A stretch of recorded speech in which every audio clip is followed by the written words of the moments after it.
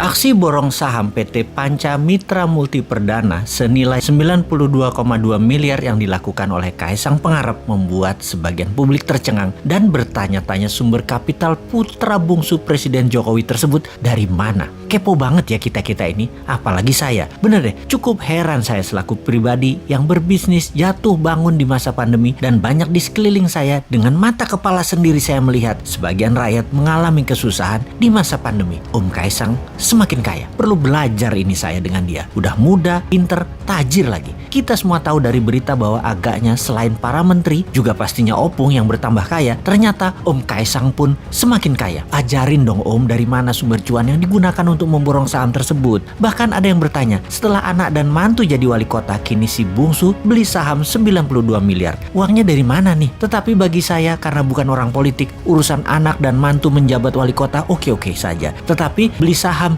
92 miliar, ngeces juga gua. Strategi bisnisnya pinter nih Om Kaisang dengan memborong saham PT Panca Mitra Multi Perdana, sebuah perusahaan yang memproduksi makanan beku berbasis udang. Total saham yang dibeli Om Kaisang Pangarep yakni sekitar 188,24 juta lembar saham atau sekitar 8% dari total keseluruhan saham yang ditempatkan di perseroan atau senilai 92,2 miliar. Kaisang membeli saham PT Panca Mitra Multi Perdana melalui perusahaan miliknya PT Harapan Bangsa Kita atau yang lebih dikenal dengan GK Hebat. Oke lah, selamat buat Om Kaisang yang dengan pintar memutar uangnya di banyak bidang. Mudah-mudahan pemodal yang memodali bukan mereka yang cari selamat dari kejaran hukum karena membakar hutang ya. Sekali lagi, kita ingin kepastian aja. Yang modali usaha Om Kaisang janganlah merupakan siasat perusahaan pembakar hutan untuk lolos dari jeratan hukum. Jangan ya Om. Oke lah, sekali lagi, Om sudah besar, sudah dewasa. Ayahmu presiden tak tercela dan tak ternoda. Dicintai 65% rakyat dalam 2 kali pilpres. Nama besar ayahanda jangan sampai tercoreng libido punya uang lebih dengan mudah. Sejarah panjang di Indonesia anak presiden yang berkiprah macam-macam